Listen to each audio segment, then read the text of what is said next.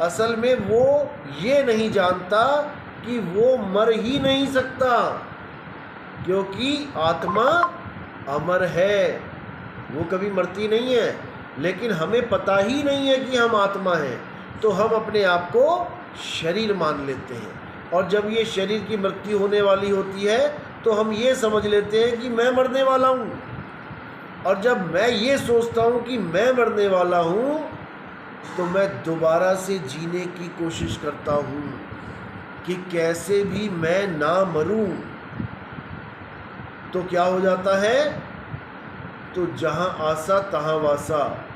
मैं नहीं चाहता कि ये शरीर मरे, तो मुझे दोबारा ये शरीर दे दिया जाता है और दोबारा माँ के गर्भ में हमें जाना पड़ता है। अगर मैं शरीर को छोड़ने से पहले, यानी इस दुनिया की भाषा में मरने से पहले, अपने अविनाशी रूप को जान जाऊं कि मैं आत्मा हूँ, मेरा कभी ना तो जन्म होता है ना मेरी कभी मृत्यु होती है। अगर इस चीज़ को मैं जान जाऊं तो मैं बड़ी सहजता से इस नकली स्वरूप को, इस मिट्टी को, इस चमड़े को छोड़ दूंगा और मैं अपने स्वरूप में स्थित हो जाऊंगा। अगर मैंने ये काम कर लिया तो समझो मेरा जन्म मरण से छुटकारा हो गया, नहीं तो वापस तुम्हें किसी न किसी शरीर में आना ही पड़ेगा। और दो ही वैरायटी है शरीरों की, वैसे तो तीन है लेकिन मेन दो है, आदमी और औरत, लेडीज एंड जेंट्स। और दोनों क्या हैं? दोनों ही पांच तत्व हैं। ये शरीर किससे बना है? पांच तत्वों से। कौन कौन से पांच तत्व हैं? सबसे ऊपर आसमान, उसके नीचे वायु, उसके नीचे अग्नि, उसके नीचे धरती, उसके नीचे जल।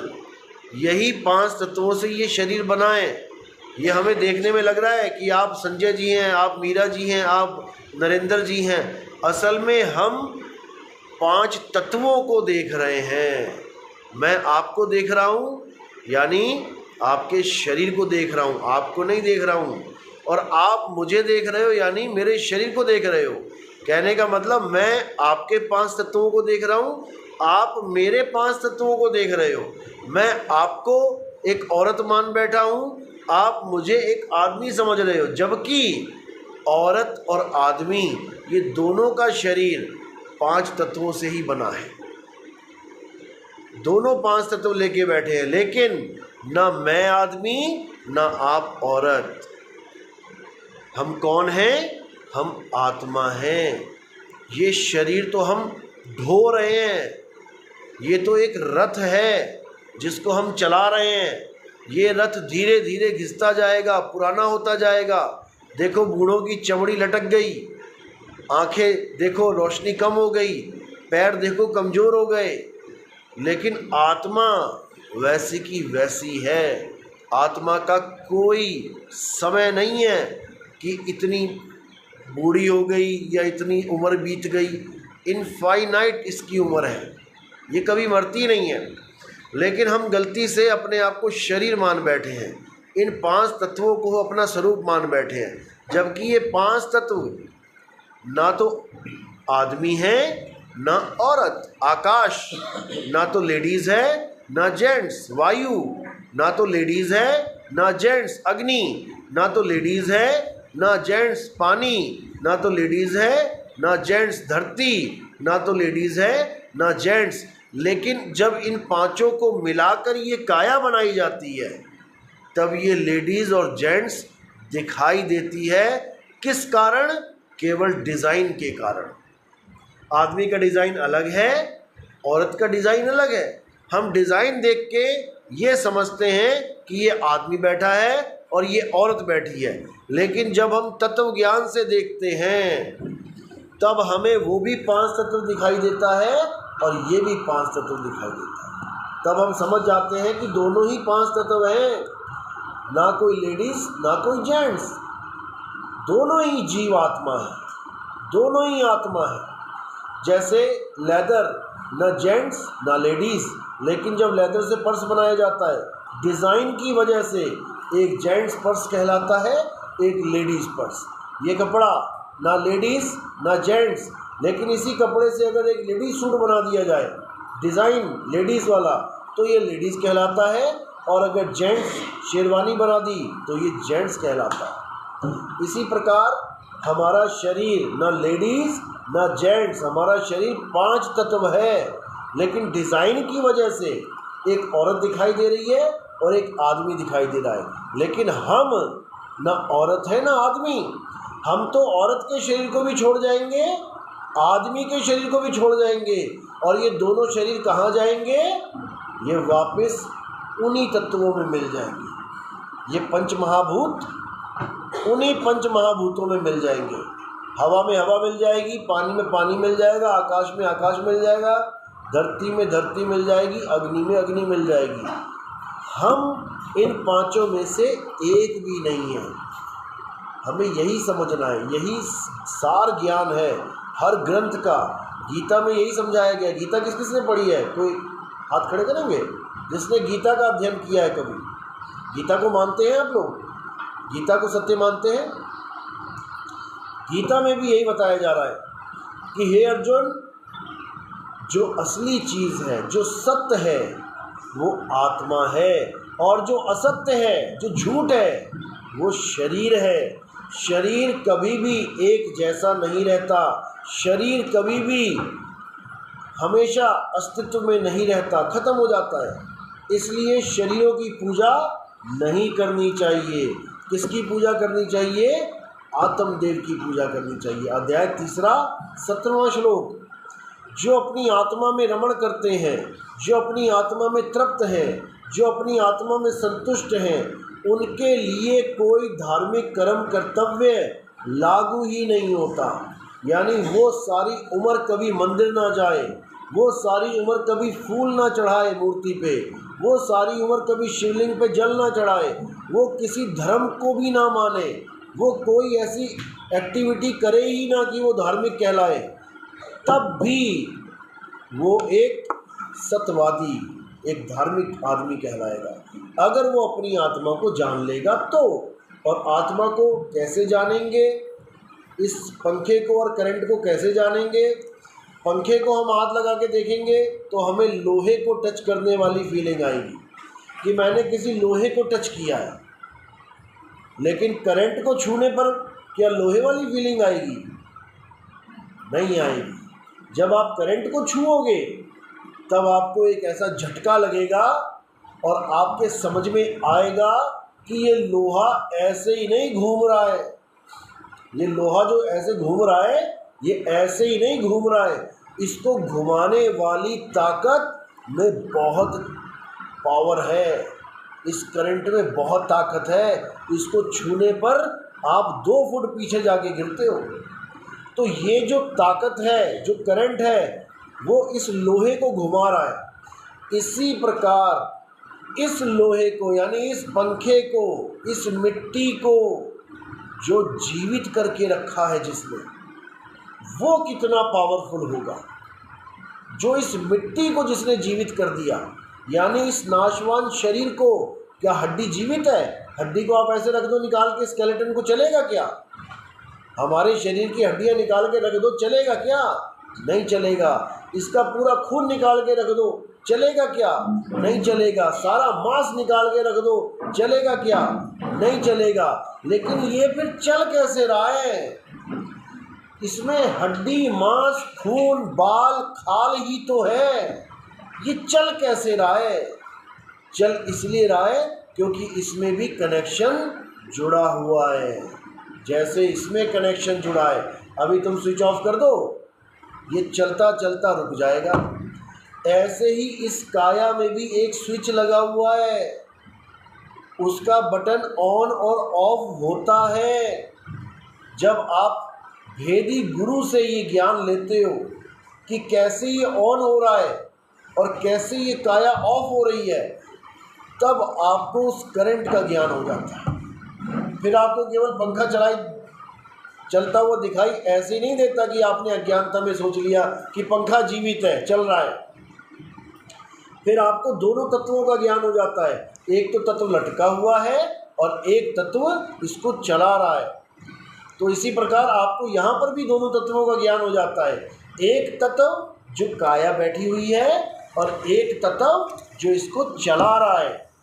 जो काया बैठी है वो असत तत्व है, इसका नाश हो जाएगा, लेकिन जो इसको चला रहा है वो परम तत्व है, वो आत्म तत्व है, उसका कभी नाश नहीं होता। तो गीता में इस ज्ञान को प्राप्त करने के लिए कौन सा अध्याय बोला गया है? अध्याय में श्लोक, अध्याय 4 34वां श्लोक, उसमें क्या बताया गया? हे अर्जुन, जो ज्ञान मैं तुम्हें समझा रहा हूँ, आत्मज्ञान, इस ज्ञान को प्राप्त करने के लिए तुम किसी ऐसे गुरु की शरण में जाओ जिसने अपनी आत्मा को अनुभव किया है, यानी जिसने इस करंट को छुआ है, वही तुम्हें इसके बारे में बिल्कुल सही ज्ञान दे पाएगा कि बेटा ये शरीर ऐसे ही नहीं चल रहा, ये एक ताकत के द्वारा चल रहा है जिसको आत्म कहते हैं, आत्मा कहते हैं। वो गुरु आपको आपकी आत्मा का ज्ञान कराएगा और आपको एक बार आत्म ज्ञान होने पर दोबारा कभी अज्ञानता में नहीं जाना पड़ेगा, यानी दोबारा आप अपने आप को कभी भी ये शरीर नहीं मानोगे, आप अपने आप को आत्मा जान लोगे। यानी करंट को हाथ लगाने के बाद कोई 100 बार आपको कहे कि पंखा ही करंट है, आप नहीं मानोगे। आपको दोनों तत्वों का ज्ञान हो जाएगा कि पंखा अलग है, करंट अलग है। पंखा पैदा होता है, मरता है, करंट ना पैदा होता है ना मरता है। जो आपने पढ़ा भी है, energy neither be created nor be destroy, ये कभी ना पैदा होती है ना मरती है। उस आत्म तत्व को आप जान पाते हो। अभी जितने भी आप रिश्ते निभा रहे हो, मेरी माँ, मेरा पापा, मेरा भाई, मेरे बहन, असल में ये रिश्ते तब तक हैं जब तक इस शरीर के साथ आत्मा का कनेक्शन है। आप अपनी माँ को माँ इसलिए कह रहे हो क्योंकि आपकी माँ का कनेक्शन आत्मा के साथ है। आप अपनी माँ की एक उंगली उठा के आग में नहीं डाल सकते। कोई कैंडल जल रही हो, आप माँ की उंगली उस कैंडल पे नहीं रख सकते। क्यों नहीं रख सकते?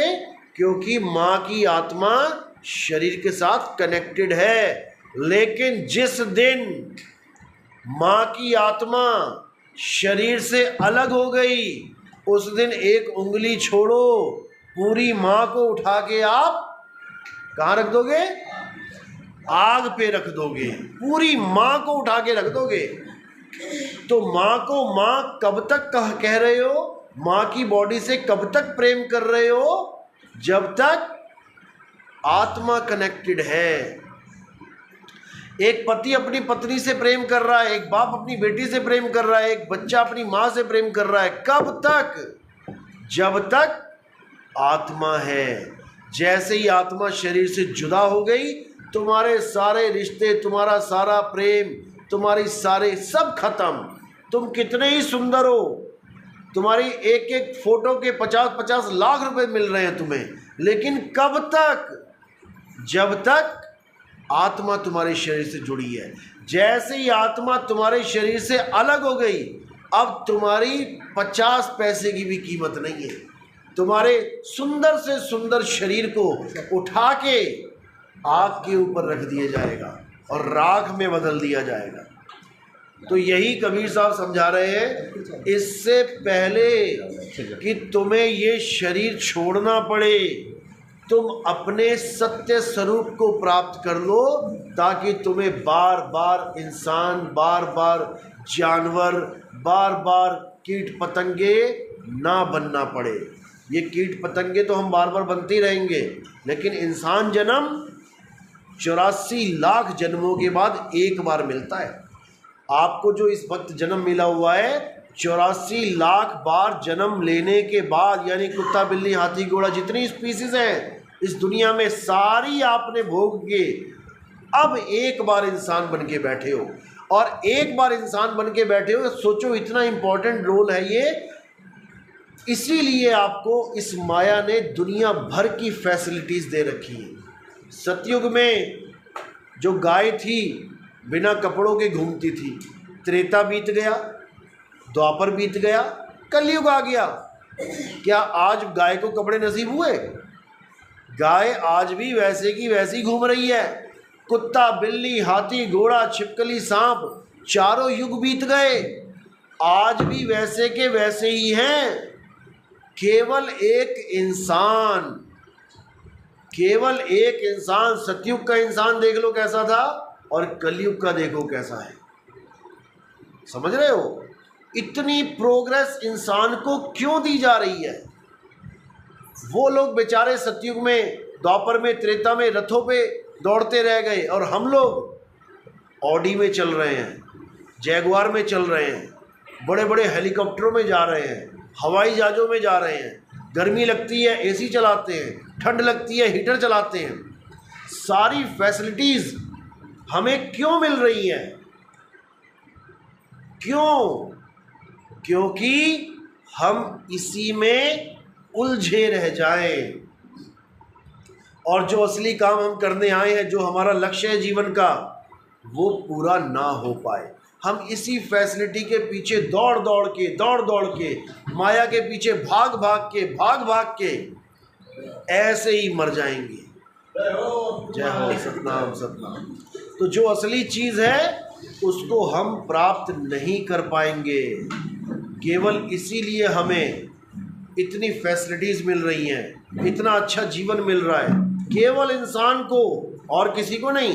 कोई कहे कि कुत्ता भी तो ऑडी में घूम रहा है, कुत्ते भी तो, फौजियों के पास देखो उनकी सैलरी भी मिल रही है, उनको भी एक डेजिग्नेशन मिला हुआ है। वो तब मिला है भाई जो इंसान उसके साथ खड़ा है। ऑडी में कुत्ता घूम रहा है, बिस्कुट खा रहा है, क्योंकि एक इंसान उसको प्रोवाइड कर रहा है। बड़े बड़े डॉक्टर आ रहे हैं उसको देखने के लिए, क्योंकि इंसान प्रोवाइड कर रहा है ये फैसिलिटी। तो इंसान जो है वो प्राइम है इस दुनिया में, उससे ऊपर कोई नहीं है। लेकिन वो अपने आप को भूला बैठा है और इस काया के पीछे उलझा बैठा है। और जैसे ही ये काया छूटती है उसी वक्त डिमांड कर देता है दूसरी काया की, क्योंकि कोई मरना ही नहीं चाहता इस दुनिया में। कबीर साहब कहते हैं, मरता मरता जग मुआ, मरना जाने ना कोई, और ऐसी मरनी जो मरे बहुर न मरना होए। यानी हर आदमी एक ना एक दिन जरूर मरेगा, ये पहले से ही निर्धारित है। लेकिन एक भी आदमी इसका विचार नहीं कर रहा है कि जब मेरी मौत होगी तो मेरी हालत क्या होगी। वो ये सोच के बैठा है कि मरना तो लोगों का काम है, रोज अखबार पढ़ रहा है, ये मर गया, वो मर गया, वो मर गया। अपने लिए वो सोच के बैठा है, मैं थोड़ी नहीं मरूंगा इतनी जल्दी, मैं तो बूढ़ा होके मरूंगा, मैं तो अपने बच्चों की शादियां करके मरूंगा। लेकिन ऐसा नहीं है। ये काल यानी मृत्यु कभी भी किसी पे भी झपट्टा मार सकती है, संभलने का भी मौका नहीं मिलेगा। बाइक पे जा रहे हो, एकदम सामने से ट्रक आएगा, संभलने का मौका भी नहीं मिलेगा, और सीधे ट्रक के नीचे फिर तुम्हारी फोटो अखबारों में छपेगी कि भाई एक आदमी था और वो मर गया। तुम्हें मौका तक नहीं दिया जाएगा। मौका कब है? अब है। तुम्हारे पास अब है मौका कि तुम उस अंतिम क्षण को कैसे फेस करना है, उसकी विधि जान लो। यानी हमें पहले से पता है कि एक दिन यहाँ बाढ़ आएगी, सबको पता है, और जहाँ पर वो बाढ़ आएगी वहीं पर झोपड़ियाँ बना के बैठे हैं पानी के रास्ते में। अब एक समझदार आदमी कह रहा है भाई बाढ़ आएगी, यहीं पे आएगी, हर साल आती है, तुमने कहाँ मकान बना लिए? तो वो कहते हैं भाई हम तो यहीं रहेंगे, हम कहीं नहीं जाएंगे, हम तो यहीं रहेंगे। अब समझाने वाला उसको समझा रहा है कि बेटा भले तुम यहाँ रहो, लेकिन तैरना सीख लो। जब पानी आएगा तो कोई किसी को बचाएगा नहीं, सब अपनी अपनी जान को बचाएंगे, तुम्हारी तरफ कोई ध्यान भी नहीं देगा। तो उस कंडीशन से बचने के लिए क्या करें? केवल तैरना सीख लें। यानी मृत्यु के आने से पहले मरना सीख लें, मरना सीख लें। और मरना सीखने का मतलब ये नहीं कि तुम्हें मरना ही पड़ेगा, कि फांसी पे लगा के देखोगे टांग के कि कैसे मरते हैं, एक बार ट्राई तो करूं। ये वाला मरना नहीं है वो। मरने का मतलब होता है इस काया को छोड़ना। तो क्या तरीका है इस काया को छोड़ने का? पहले तो ये समझ लो, ये काया तुम नहीं हो, ये शरीर तुम नहीं हो। ये शरीर एक पिंजड़ा है, पिंजड़े में एक तोता है। तोता तुम हो, पिंजड़ा तुम नहीं हो। तोता पिंजड़े को छोड़ के उड़ेगा तो पिंजड़ा पड़ा रह जाएगा। तोता जब पिंजड़े को छोड़ के उड़ जाएगा तो ये पिंजड़ा बोल नहीं पाएगा। पिंजड़े में तोता है, तुम उसको बोलो मिठू, वो कहेगा मिठू। तुम कहोगे राम राम, वो कहेगा राम राम। कब तक? जब तक वो पिंजड़े में है। जैसे ही पिंजड़े से निकल गया, अब वो पिंजड़ा नहीं बोलेगा, ना मिठू आएगी आवाज़, ना राम आएगी आवाज़। इसी प्रकार ये पिंजड़ा है, इस पिंजड़े में हम दूसरे तोते से बात कर रहे हैं। एक तोता दूसरे तोते से बात कर रहा है, कैसे हो भाई साहब? सामने पिंजड़े में से आवाज़ आ रही है, बहुत अच्छा हूँ, आप बताओ कैसे है? मैं भी बहुत अच्छा हूँ। यानी तोता तोते से बात कर रहा है, लेकिन मुंह पिंजड़े का हिल रहा है।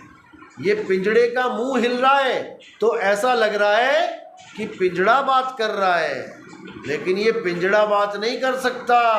पिंजड़े में जो तोता बैठा है बात वो कर रहा है, और कब तक करेगा? जब तक वो इसको छोड़ के उड़ नहीं गया। तो जैसे ही तोता पिंजड़े को छोड़ के उड़ेगा, अब जो घर में तोते पाल रखे हैं उसके पिंजड़े में एक दरवाज़ा है।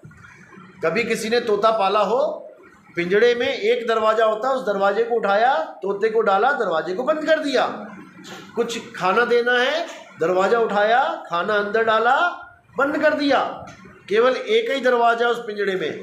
अगर वो एक दरवाज़ा खुला रह जाए तो फिर तोता मिलेगा सुबह तक? वो उड़ जाएगा।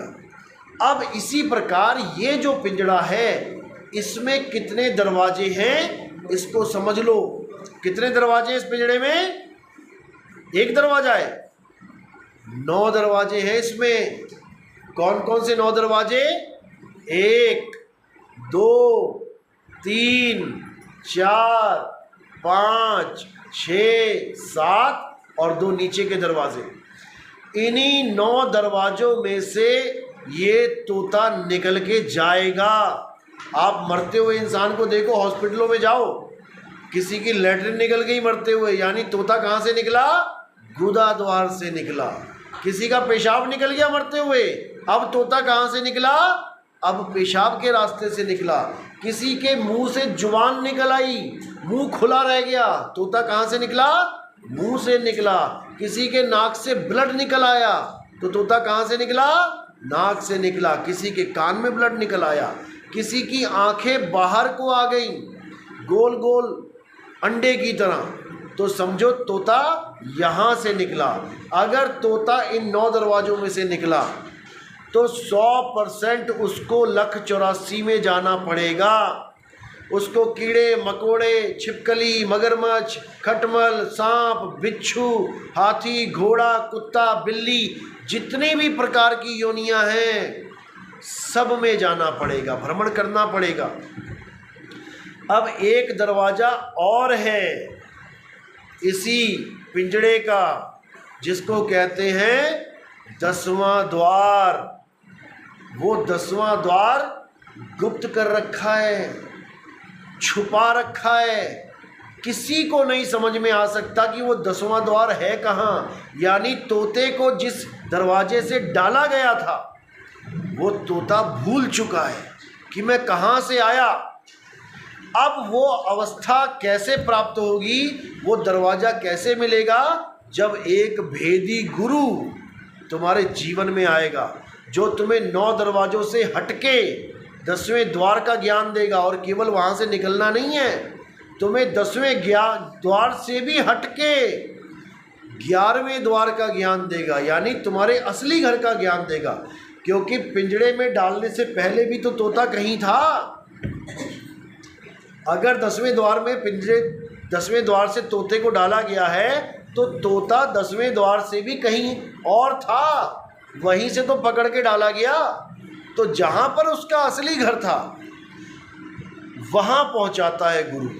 इन 10 द्वार से अलग जो असली घर है, जहाँ से आप आए हो, इस काया में जहाँ से आपने एंट्री करी है, जो आपका असली देश है, असली घर है, वहाँ का रास्ता बताता है गुरु। उसके बाद आप इस काया को हमेशा के लिए छोड़ देते हो और आप सीधे अपने परमात्मा के घर में, यानी अपने असली घर में जाकर स्थित हो जाते हो। उसके बाद ना कहीं आना ना कहीं जाना, आपे में आप समाना।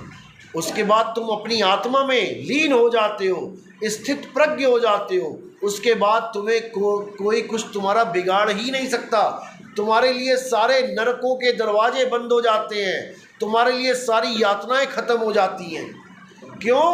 क्योंकि तुम आत्मा ही हो जाते हो, और आत्मा को ना तो कोई शस्त्र काट सकता है, ना अग्नि जला सकती है, ना वायु सुखा सकती है, ना जल भिगो सकता है। यानी तुम हर तत्व से निर्लेप हो जाते हो और सदा सदा के लिए परमात्मा की शरण में, यानी अपने असली स्वरूप में स्थित हो जाते हो। यही हर धर्म का सार है, यही हर भक्ति का लक्ष्य है। जिसको ये लक्ष्य प्राप्त नहीं होता और सारी उम्र मंदिरों में ही मत्थे टेकता रहा, सारी उम्र पत्थरों की पूजा करता रहा, वो कभी इस मनुष्य चोले को सफल नहीं कर सकता, क्योंकि वो परमात्मा को वहाँ ढूंढ रहा है जहाँ वो है नहीं। किसी मूर्ति को भगवान मानने से भगवान नहीं होती। आप मूर्ति को गिराओ, टेढ़ा करो और बोलो, भगवान जी जिस दिन आप उठ के सीधे हो जाओगे, मैं आपको भगवान मान के आपकी पूजा करूँगा।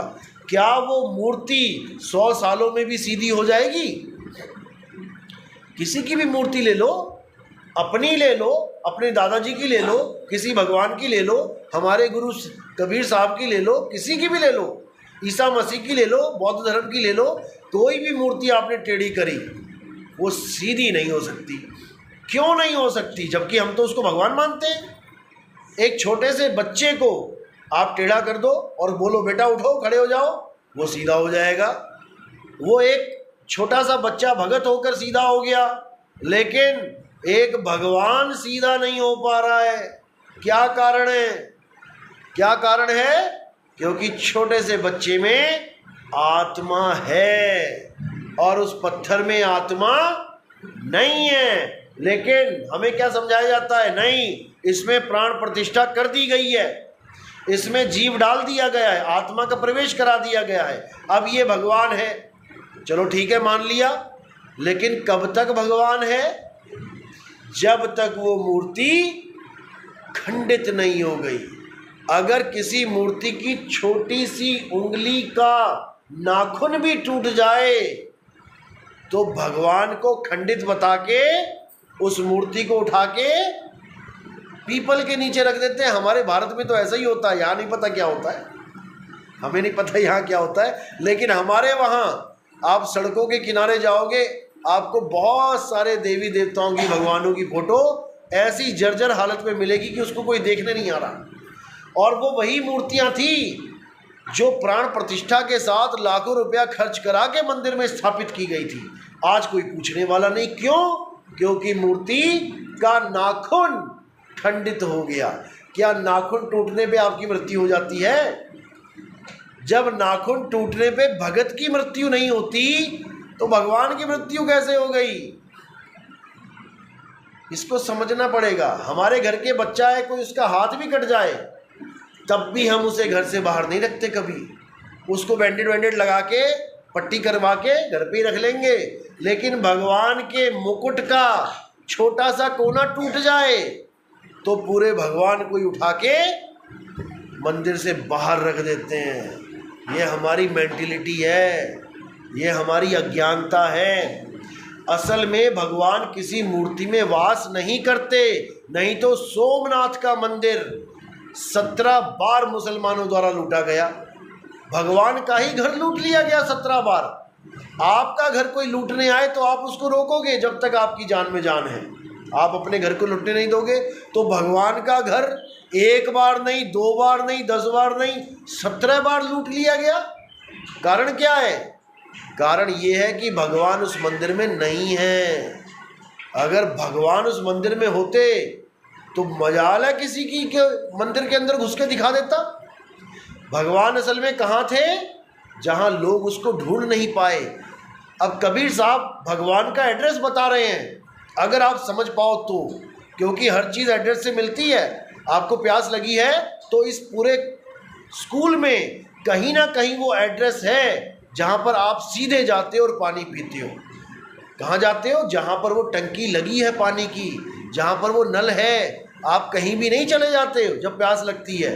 आपको एड्रेस पता होता है कि 3rd फ्लोर पे उस कमरे में वाटर कूलर लगा है। जैसे ही प्यास लगी अपने आप कदम कहाँ बढ़ते चले गए? वाटर कूलर की तरफ, क्योंकि आपको एड्रेस पता है उसका। लेकिन हम परमात्मा को नहीं ढूंढ पा रहे हैं क्योंकि उसका एड्रेस ही नहीं पता है। कोई कहीं ढूंढ रहा है, कोई कहीं ढूंढ रहा है, कोई कहीं ढूंढ रहा है, और जहाँ वो छुपा बैठा है उसका किसी को पता ही नहीं है। कहाँ छुपा बैठा है? कबीर साहब की एक वाणी है, अगर ये समझ जाओगे बहुत अच्छी बात है। इस वाणी के बाद मैं विराम दूंगा अपनी वाणी को। कबीर साहब की वाणी है, ज्यों तिल माही तेल है और ज्यों चकमक में आग, तेरा साईं तुझ में है, जाग सके तो जाग। बस इसी को समझना है। अगर तिल का दाना तेल को ढूंढने के लिए गलियों में घूमने लग जाए, पहाड़ों पे घूमने लग जाए, तीर्थ स्थानों पे घूमने लग जाए, तो क्या वो कभी तेल को प्राप्त कर पाएगा? तिल का दाना समझ रहे ना? तिल में तेल निकलता है। जैसे सरसों का दाना होता है, सरसों का तेल निकलता है। तो तिल का तेल तिल के दाने में है, लेकिन वो अपने अंदर नहीं ढूंढ रहा है, वो गलियों में ढूंढ रहा है। ज्यों तिलमाही तेल है, ज्यों चकमक में आग। चकमक पत्थर जब 2 टकराते हैं आपस में तो वहीं पर आग प्रकट होती है। अब चकमक पत्थर अगर आग को ढूंढने के लिए काशी भाग जाए, हरिद्वार भाग जाए, हिमालय पर्वत पे भागे, तो वो आग उसे कभी नहीं मिलेगी। तो साहिब कह रहे जो तिलमाही तेल है, जो चकमक में आग, तेरा साईं तुझ में है, जाग सके तो जाग। मेरा परमात्मा मुझ में है। मुझ में यानी इस शरीर में नहीं, क्योंकि शरीर तो मैं हूँ ही नहीं। शरीर तो 5 तत्व हैं। मेरा साईं मुझ में है यानी मेरी आत्मा में परमात्मा का वास है। लेकिन मैं अपनी आत्मा को जानता ही नहीं। आत्मा सबके पास है ना, कोई घर छोड़ के तो नहीं आया, सब लेके आए हो। मतलब पंखा भी आपके पास है, करंट भी आपके पास है। आप पंखे को भी छू सकते हो, करंट को भी छू सकते हो, क्योंकि दोनों चीज़ आपके पास है। लेकिन यहाँ पे शरीर भी आपके पास है, आत्मा भी आपके पास है, लेकिन आप शरीर को तो छू सकते हो, शरीर का तो ज्ञान आपको मिल गया, लेकिन आत्मा को आज तक आप टच भी नहीं कर पाए। कभी आप जान ही नहीं पाए कि आत्मा नाम की चीज मेरे साथ घूम रही है। मैं उसको जानूं तो सही। और याद रखना, जितना झटका इस करंट को छूने पे लगता है, इससे लाख गुना ज़्यादा झटका आत्मा को छूने पे लगता है। जिस दिन आपने आत्मा को छू लिया ना, उस दिन आपको समझ में आ जाएगा, बाप रे बाप, ये मेरे साथ क्या घूम रहा है, क्या चीज़ लेके मैं घूम रहा हूँ अपने साथ। क्योंकि ये करंट तो केवल लोहे को चला सकता है, ये करंट इस शरीर को नहीं चला सकता।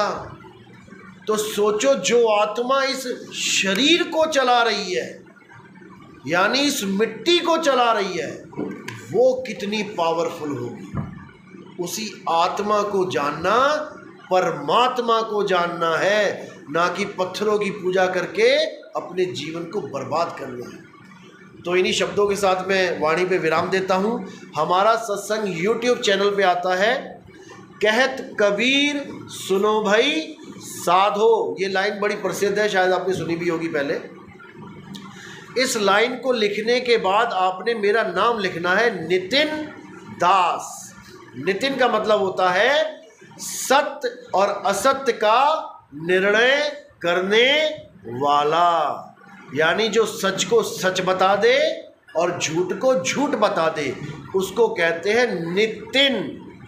और मैं हूँ मालिक का दास, यानी सेवक नौकर, इसलिए आपने वहाँ पे लिखना है नितिन दास। कहत कबीर सुनो भाई साधो नितिन दास। तो आपको एक कबीर साहब की गोल सी फोटो दिखाई देगी, आपने उसको सब्सक्राइब कर लेना है और उसमें जो 1 नंबर से सत्संग चलेगा, 1 2 3 4 5, आपने सीरियल वाइज सुनते जाना है। उसके बाद आपके दिमाग में आज तक जितने भी सवाल घूम रहे हो कि परमात्मा ने ये दुनिया क्यों बनाई, जब हमने मरना ही है तो पैदा क्यों किया, हमारा परिवार हमें क्यों दिया जब किसी की कोई गारंटी नहीं है, यानी हर सवाल जो आपके दिमाग में एक अनसुलझा जो प्रश्न घूमता रहता है हमेशा कि क्या ज़रूरत थी ये दुनिया बनाने की, और गाने भी बना रखे हैं, दुनिया बनाने वाले क्या तेरे मन में समाई, काहे को दुनिया बनाई। क्या ज़रूरत है इस दुनिया की हमें, जिस दुनिया में एक पल का विश्वास नहीं है कि कब क्या हो जाए। अभी तुर्की में क्या हुआ, तुर्की में एक झटका आया, 50,000 बंदे एक बार में मर गए। क्या ज़रूरत है इस दुनिया की, क्यों ये दुनिया बना रखी है, क्यों हमें बचपन से लेके डंडे खा रहे हैं पढ़ाई के लिए, टीचरों की मार खा रहे हैं, उसके बाद हम डॉक्टर बन रहे हैं, इंजीनियर बन रहे हैं, डॉक्टर बनते ही मौत हो जा रही है। क्या फ़ायदा हुआ मेरा डॉक्टर बनने का, जो डॉक्टर बनते ही मेरा एक्सीडेंट हो गया। कल्पना चावला, क्या फ़ायदा हुआ उसका एक साइंटिस्ट बनने का, जो आती आती मर गई। ये हो क्या रहा है, जब कोई यहाँ पर निश्चित है ही नहीं किसी का रहना, तो ये ड्रामा किस बात का कि इंजीनियर बनना है, डॉक्टर बनना है, ये बनना है, वो बनना है। क्या जब ये नहीं थे तो दुनिया नहीं चलती थी? क्या जब ये सब नहीं थे, डॉक्टर इंजीनियर साइंटिस्ट ये दुनिया भर के, तो क्या दुनिया नहीं चलती थी? तब भी चलती थी, तब भी जीवन था। जब हम आदि मानव थे तब भी जीवन था, जब कपड़े भी नहीं थे तब भी जीवन था, जब कोई भाषा भी नहीं थी तब भी जीवन था। हमारे ऊपर ये फालतू की चीज़ें लाद दी गई केवल पेट की खातिर कि कुछ कमाओगे तभी खाओगे। क्या मैं डॉक्टर बन के ही जीवित रह सकता हूँ? क्या मैं साइंटिस्ट बन के ही जीवित रह सकता हूँ? क्या मैं इंजीनियर बन के ही अपना परिवार पाल सकता हूँ? क्या मैं रिक्शा चला के नहीं कर सकता? क्या मैं एक मोची बन के नहीं कर सकता? क्या मैं एक धोबी बन के नहीं कर सकता? क्या मैं बिना पढ़ाई किए अपने जीवन को नहीं जी सकता? क्या अनपढ़ बंदा जीता ही नहीं है? क्या अनपढ़ बंदा मर जाता है?